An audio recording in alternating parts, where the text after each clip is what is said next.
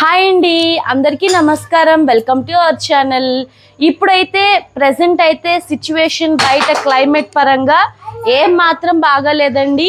తుఫాన్ అనేది స్టార్ట్ అయింది కదా, చాలా అంటే చాలా ఇబ్బందులుగా ఉంది. బయటంతా వాటర్ వాన్ అయితే మాకు 2 days నుండి అస్సలు ఆగలేదు.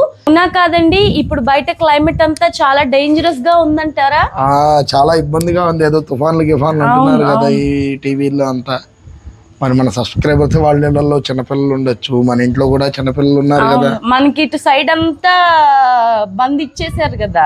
ఎంత ఈదురుగాలులు చూస్తూ ఉన్నారు కదండి, మీకు తెలుస్తూ ఉంటుంది. కాకినాడ, మచిలీపట్నం, ఆ తర్వాత ఈ వైజాగ్, విశాఖపట్నం వీళ్ళందరూ కూడా చాలా ఇబ్బందులు పడుతున్నారు. అందరికి రెడ్ అలర్ట్ ఇచ్చేసారు. మాకు ఇక్కడ నుండి ఆంధ్ర కొంచెం దగ్గరలో ఉందండి, ఒక 15 kilometers డిస్టెన్స్ లో. సో అందుకని చెప్పి మాకు అవే గాలులు, వాన, క్లైమేట్ మొత్తం అలానే ఉంది సేమ్.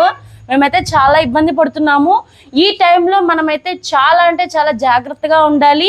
ఏదైనా 1 month కి సరిపడా సరుకులు తెచ్చుకోవడం, చిన్నపిల్లలు ఉంటే వాళ్ళకి ఎప్పటికప్పుడు ఇమ్యూనిటీ పవర్ మంచిగా ఉండేలాగా అలా చూసుకోవటం, ఇదంతా మనం ముందుగా చేసుకొని ఉంటే చుట్టుపక్కల ఏం జరిగినా మనం ఇంట్లో ప్రశాంతంగా ఉండొచ్చు.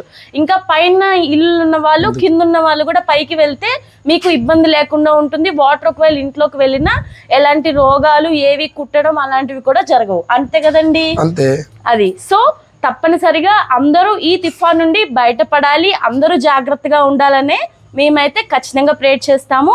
సో అందరికీ ప్లీజ్ అండి, అందరూ ఇంట్లోనే ఉండండి. పిచ్చి పిచ్చిగా బయటకు తిరిగి అయితే వానలో తడిచి ఇబ్బంది పడద్దు. సో నేనైతే మళ్ళీ వీడియోలో కలుస్తాం. అందరికీ బాయ్.